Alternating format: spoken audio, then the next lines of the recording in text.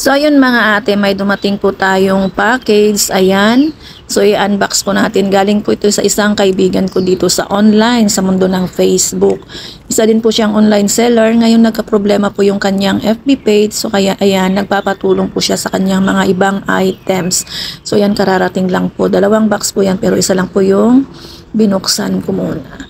So, ayan, i-unbox po natin kung anong mga laman. Kaya sa mga, miners ko po dyan sa aking FB page na Taiwan Online Shop. Mag-mine na po kayo dito sa kanyang mga panindang ipopost ko para naman po makatulong tayo. So, ayan guys.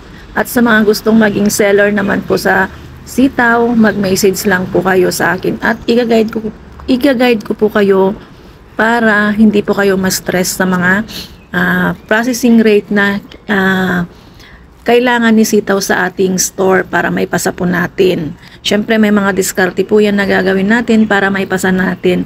At kahit na maliit lang po yung puhunan natin ay pwede po tayong mag-start dito sa sitaw kasi wala pong minimum na puhunan. Mayroon ka pong 200, pwede na po yan. Ang importante ay makapagsimula po tayo at aralin po natin yung negosyo para tayo ay kumita. So ayan guys, sa mga gusto po dyan, yung link para sa registration nandyan po sa comment section. So, i-click lang po ninyo yan, then mag-register lang po kayo dyan. Then, i-PM nyo po ako. Salamat!